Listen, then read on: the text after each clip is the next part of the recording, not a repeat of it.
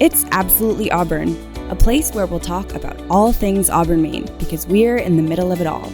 The City of Auburn's communications team is dedicated to helping you connect with city government and learn everything you need to know about Auburn, our city, our people, our events, and our community. Welcome to Absolutely Auburn. On this episode of Absolutely Auburn, we are talking with Mike and Erica from the Auburn Water and Sewer District. And Mike has got some interesting stories about the strange things he has seen at the water treatment plant. Welcome back to Absolutely Auburn. I'm your host, Jenn Bonig, and joining me as always in the studio is our fabulous producer, Abby Bourne. Hey, Jen. Abby. Sorry. Hey, Jen. Sorry, you were ready. That's jumping in. You're jumping into the conversation. So joining us today, we have Mike Broadbent, the Superintendent of Auburn Water and Sewer, and Erica Kidd, the Watershed Manager for the Auburn Water and Sewer District. It's a little bit of a mouthful, but welcome, Mike and Erica. Thank you. Good morning. So, Mike, as the Superintendent of the Water and Sewer District, you oversee day-to-day operations. Can you share a little bit more about what a typical workday looks like for you?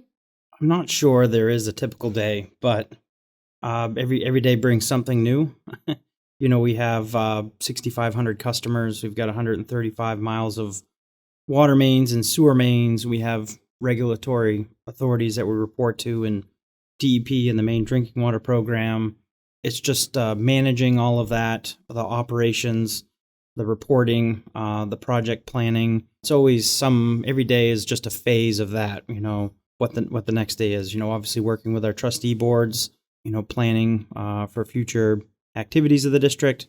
That's where I spend most of my time is working on that. Mm-hmm. Now, both the Water and Sewer District, they're two separate boards of trustees, correct? Correct. A lot of people don't realize that. A lot of people, whether they're customers or people who are coming to Auburn, don't realize that we're actually separate from the city and that we're actually separate from ourselves. We have two separate districts. We share one roof. We share personnel. Myself, I'm a shared employee. I get half my paycheck from the Water District, the other half from the Sewer District. I report to both boards. We both separately manage budgets and projects. And yeah, it's definitely a challenge, but it works very well and it's quite efficient. That is interesting, having to juggle both boards. And then, as you said, there's regulatory reporting and different things and oversight. So that's a lot. Now, Erica, you're the Watershed Manager. Can you share a little more about what your workday looks like? Sure. Like Mike, my day-to-day it's different every day, but I will say, so I work jointly for Auburn Water District and the City of Lewiston Water Division. So kind of like Mike said, he gets half his paycheck from the sewer board, half the paycheck from the water. I am paid jointly between Lewiston Water Division and Auburn Water District. So I work for both. And a typical day, it's different every day. But for example, this morning, I submitted a couple of grant applications to the Maine Drinking Water Program. They offer funding for water utilities to carry out different types of projects. So it was actually for a project that myself, Mike, and members from the Lewiston Water Division have been working with the City of Auburn on. So it's a project to help look at septic systems in the watershed. So we do all work together and we work well together.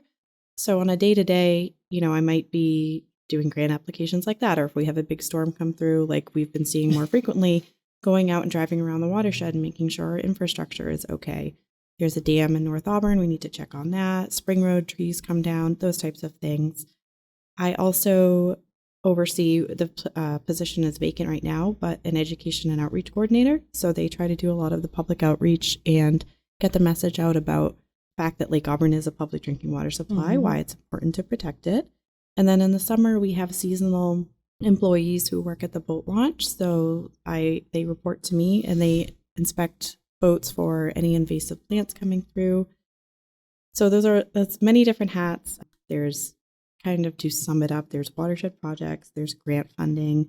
We work on land acquisition when we can, and working with consultants to help us figure out the best possible plan for keeping Lake Auburn clean and healthy. We do a lot of that. We have a lot of water quality data, And so working with experts to help us sort through that and figure out what our next step should be is a big part of what we do.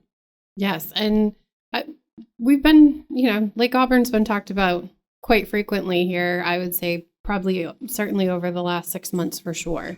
And Lake Auburn does provide clean drinking water to Auburn and Lewiston residents. Just Auburn and Lewiston residents, or do we have some other people that also pay into the district or tap into the district? We do have services out into the town of Poland. So. Okay. Nice. Yep. I live in Poland, so yay. And now the lake has excellent water quality and has a filtration waiver from the EPA. So it's not filtered, but it is treated. And Lake Auburn is only one of 11 surface water sources in Maine that is not required to filter the water. So it's not filtered, but it is treated. Can either one of you explain a little more about what does that mean? What's the difference? Yeah, so absolutely, we do treat the water. The water treatment plant, which is shared with the city of Lewiston and the Auburn Water District, is a grade 4 water treatment plant. It is the highest grade treatment plant that the state has. They grade them based off the complexity of treatment. So while we don't filter, we do many things to the water. We do pH and alkalinity adjustments.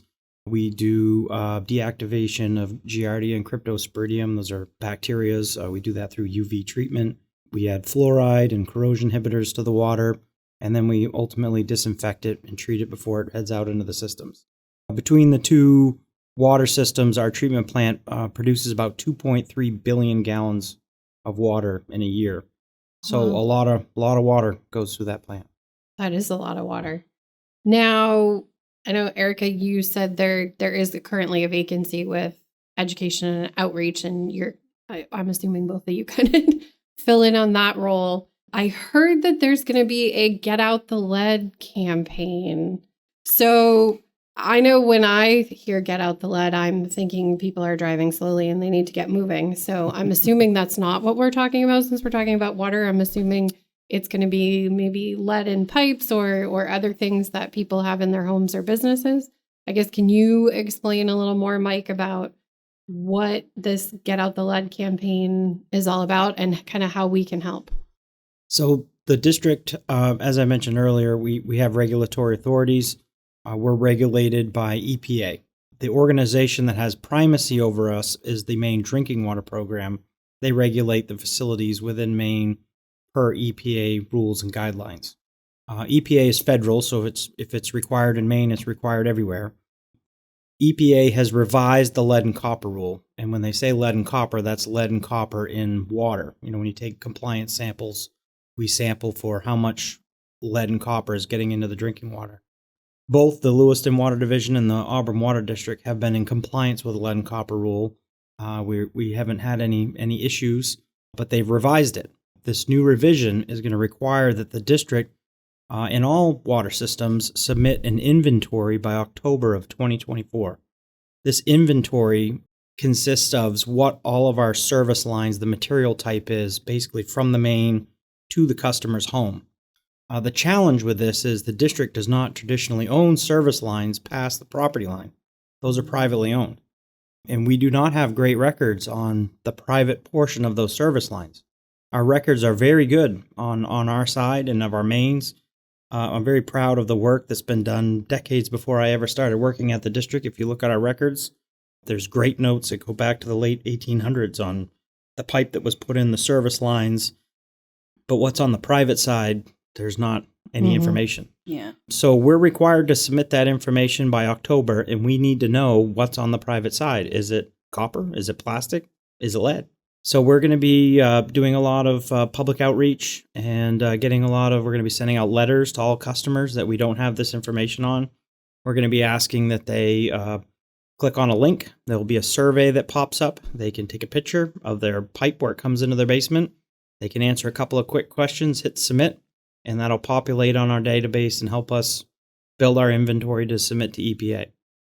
The problem comes in October if we submit this and we still have a lot of unknowns. If we report that we don't know what it is for a particular residence, the EPA is going to accept that as lead if you don't know what it is, they're going to designate that it must be lead. That will kick us into another requirement to then it'll mandate us to replace or determine the material type. So it's going to be tricky coordinating with private property owners to get this information, but it's very crucial because it could have big impacts on the whole water system. Because if we have to alter our treatment, change our treatment techniques because we're through undetermined information that we have so many lead services, ultimately that's not the best solution. So we want to try to avoid having to change our treatment techniques. Wow. So yeah, people, you're going to need to look at that letter and take it seriously and click on the survey. Yeah, participate. You got to help out Mike and Erica and your fellow water customers, because at the end of the day, if you've got to make changes, that's going to impact all customers, not just those who didn't follow through. Mm-hmm. I'm actually meeting with the state tomorrow. I don't know why this information isn't getting out more on a state level. Yeah. I was going to say, I hadn't heard anything, but I'm on my own water and septic, so I live out in the country. If you're a customer of Auburn Water and Sewer District, I hope that people see this and help participate in this. But if you're a customer of any water system in the state, you're going to need to do this. And we're not alone in our lack of information on the private side. Every water system in the state's going to be working on this year. Yeah. I haven't heard anything, but then again, I don't get city water services, but so I'm assuming, letters and things will be going out here shortly, but stay tuned, people, and pay attention when the information comes, right? So water quality is a big deal. Obviously, it's drinking water. We all want clean water. And I know I have to say, doing some research before talking to you guys, there's a lot of great information that is on the Auburn Water and Sewer District website, which is awsd.org. If you haven't been to the Auburn Water District website, I suggest everyone go check that out at some point. There's lots of great information, and some of the questions you probably can find answers to there. They have a FAQ section, which is great. But one question, Erica, I'm going to ask you, because I did not understand this until I did a little more research myself, was, so people can't swim in Lake Auburn. And I think, or locals, I think we all know that as locals, you can't swim in the lake, but you can go out on a boat. What is the difference? So we get asked that question a lot. And the primary difference is we don't want people swimming in their drinking water source because of possible pathogens that can contaminate the water. So bacteria, viruses, whatever it may be. If the water source was opened up to swimming and there were hundreds of people swimming a day, that's just asking for potential bacteriological or, viral issue in the water. And especially as an unfiltered supply, our water is still disinfected, as Mike said, through UV and chlorine. But that initial filtering step, we just don't want anything extra coming through into our treatment plant that we can hopefully prevent. So that's the reason for no body contact, no swimming. But boats, the potential contaminant there is really gas or oil, which floats. It stays on the surface level and it often evaporates. And it's also easier to contain. You can see an oil spill, you can see a gas spill. We have booms that we can set out in the water, which we've had to do the last couple of years when we've had vehicles in the lake. Those can let go of their gas and oil, and we'll put a containment boom around it that's absorbent, so it can, absorb up that extra fluid that's there. So it's easier to contain, it's easier to remediate, it's not as problematic, whereas any, pathogens that may be coming from people swimming in the water, that's going throughout the lake, that's going throughout the water column. It's not staying contained. So it's really a preventative measure. Which makes sense when you explain it that way. But for the longest time, I was like, I don't get it. What's the difference? But it totally makes sense. Now, April 1st, open water fishing starts. Can you fish at Lake Auburn? Yes, you can fish. There is about half of the lake that is open to boating. For fishing, you can also fish off a lot of the property. A lot of the land around the lake is owned by the Lake Auburn Watershed Protection Commission and is open to the public. So some people fish from shore. Half of the lake, though, that is buoyed off from about the boat launch on Route 4. And if you were to go directly across the lake, it's to what's called Point of Pine off of the Spring Road area. That line south is closed. There's no boating, there's no trespassing, there's no activity because that is where our water intake pipe is that actually draws lake water into our treatment plant. So we want to keep a buffer. We want to keep people away from there. Again, potential contaminants, that's why. So that area is restricted, but you are able to fish and boat in the northern half of the lake.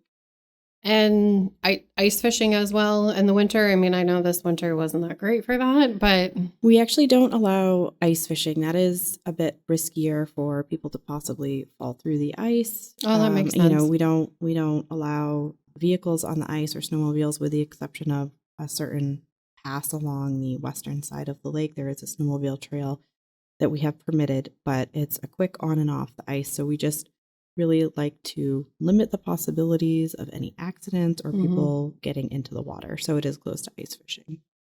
Now, speaking of ice, it was a pretty mild winter. I mean, minus these last two outrageous spring snowstorms that just popped up out of nowhere, it seemed like.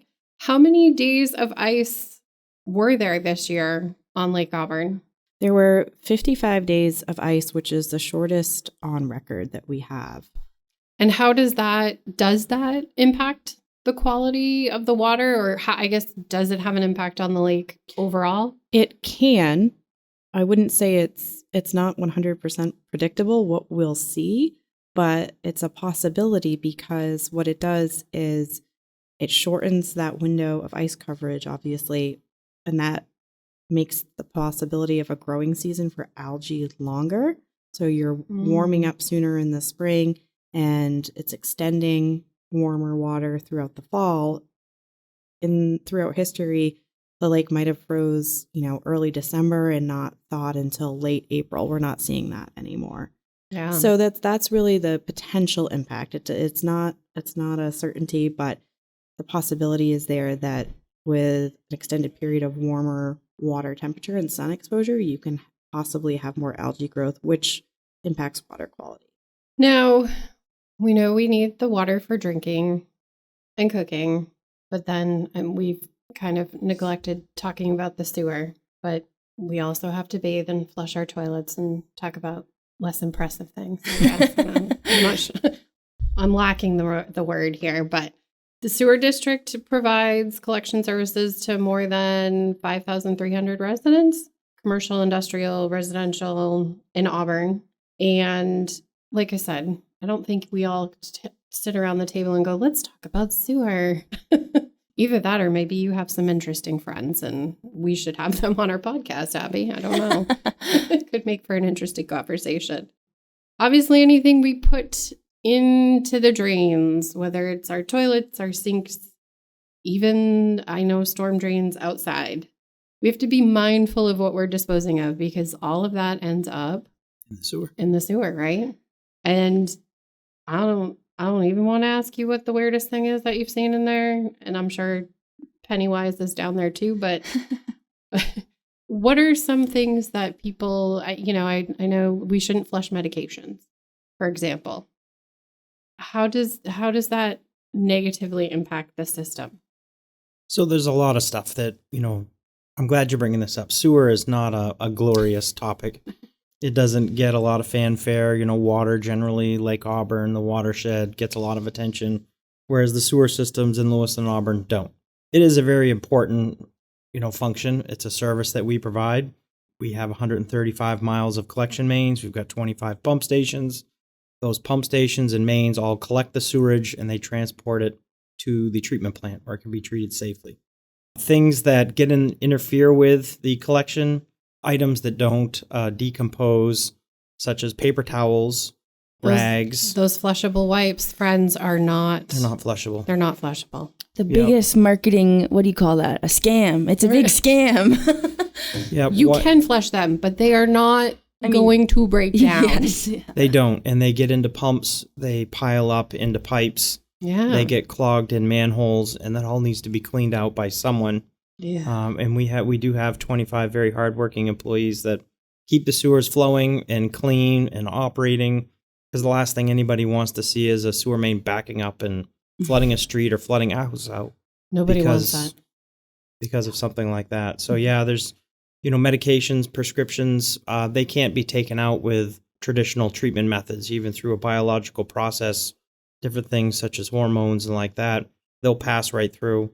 There's some interesting stuff if you looked at the Hudson River in New York, entire fish populations, they're being affected by prescription medication that's passing through treatment plants. Wow. So you don't think about it. Definitely dispose of those in an appropriate manner.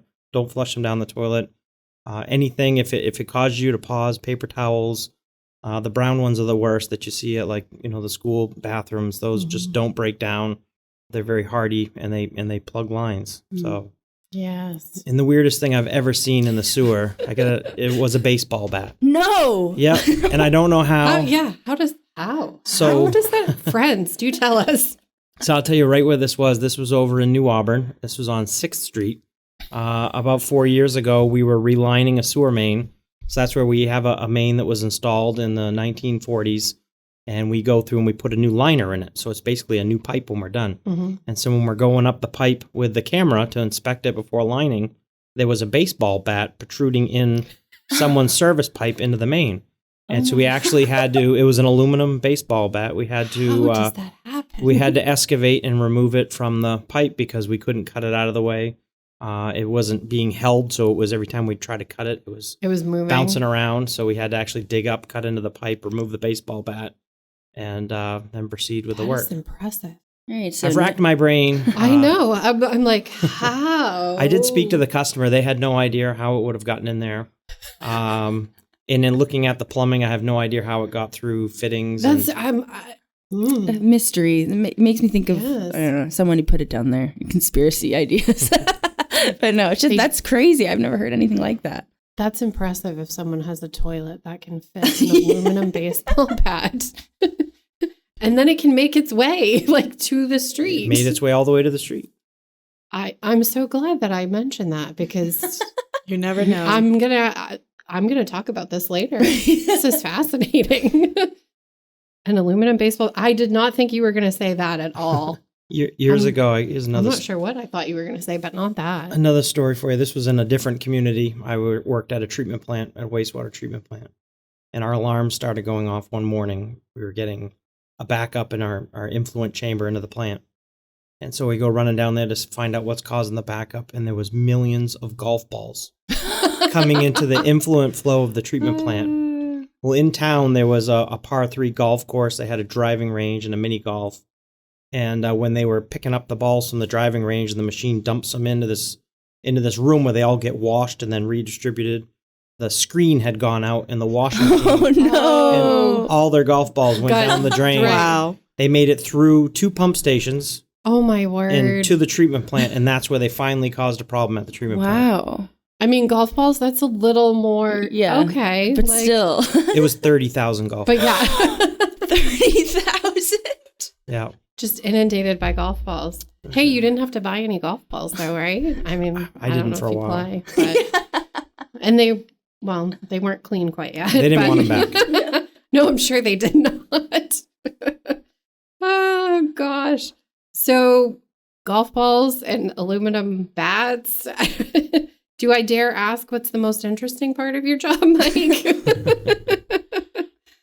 I enjoy meeting people, meeting the customers, meeting the residents, meeting people who are looking to build or grow in Auburn, just getting to know them, what they're looking to do, how we can serve them. That's what I find interesting. Some of the stuff, replacing pipes and managing budgets and personnel becomes just kind of routine. But the stuff that breaks it up is when you meet the customer on a street and get to know them and that's what I kind of enjoy, and that's what I find interesting is just meeting the different folks in the community.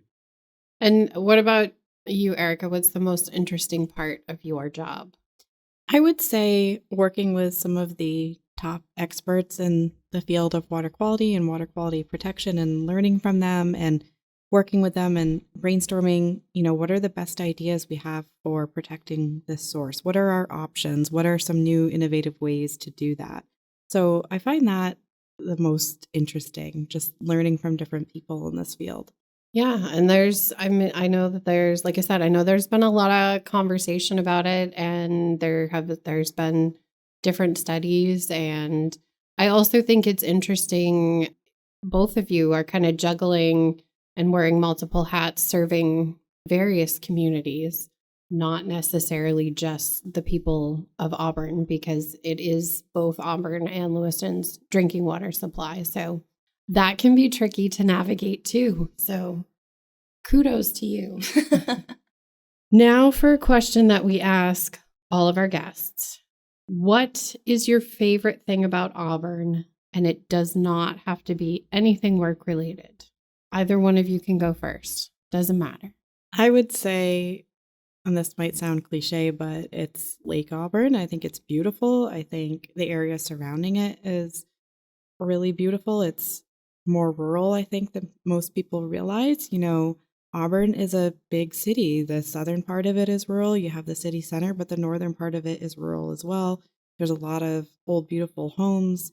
There's a lot of really nice undeveloped forested areas. There's trails. I think it's just really scenic, and I've seen some really wonderful wildlife in that North Auburn part of the city. Yeah, I kind of agree with Erica. I'm an outdoorsy person. I think Auburn is very diverse. You've got your downtown, you've got the Androscoggin River. That's a huge resource. A lot of communities don't have a river like the Androscoggin. You've got Lake Auburn. If you've ever had the opportunity to go out on the lake in a boat and you look around, you wouldn't know that you're in one of Maine's largest cities, because you look around, you don't see houses. It's a very quiet place. We've got the farming lands. We've got the downtown area. To me, that's very interesting. You don't see that in a lot of other communities. So I think that's a real asset, and I think that's probably my favorite thing about Auburn. Yes, that's what we hear from a lot of people. You can, like you said, you can get the hustle and bustle of the city, but you also have that rural small town feel as well. And you can get outdoors and enjoy trails and the lake, the river. This conversation, it makes me excited for summer, because I've never been out on Lake Auburn, and I would like to, take a canoe or something. Can you take a canoe and a kayak, or is that Yes, you can. You can take a canoe. Kayaks. I'm not much of a motorized boat person, so I ask. Kayaks need to be 12 feet, and you have to have a spray skirt. Gotcha. Well, then I'll canoe. Yeah, canoe. Canoe, go for it. Cool. Gonna do a canoe. There you go. Let me know when you go out there, Abby, and I'll wave from the shoreline and take photos. So, as I had mentioned earlier, if you want to learn any more information, visit awsd.org for the Auburn Water Sewer District. You can find meeting schedules, minutes, agendas, more information. I think you can even pay your bill if you're a water or sewer district customer online. Yes. Yes? Okay. So lots of great information online. As Mike mentioned too, technically not part of the city of Auburn. So you may find some links with some various programs on the auburnmaine.gov website, but you're not necessarily going to find a direct link, I don't think, to the Auburn Water Sewer District website. So awsd.org, friends, to find that online. And don't forget, when you see the Get Out the Lead and Copper campaign, pay attention to your mail. Let Mike and Erica know. Fill out the survey. Do the things, because it's going to help. At the end of the day, it's going to help all customers, and they need the information. They want to keep your rates in line. I'll say no more. Thank you. Yeah, thanks for coming, guys. Thank you for having us. Thanks for joining us on Absolutely Auburn. You can find all things Auburn, Maine at auburnmaine.gov and goauburn.me. You can also listen to us anytime, anywhere you get your podcasts, including Apple and Google Podcasts, Spotify, Amazon Music, and iHeartRadio, just to name a few. The City of Auburn's communications team wants to remind you that Absolutely Auburn is the only official podcast for the City of Auburn, Maine.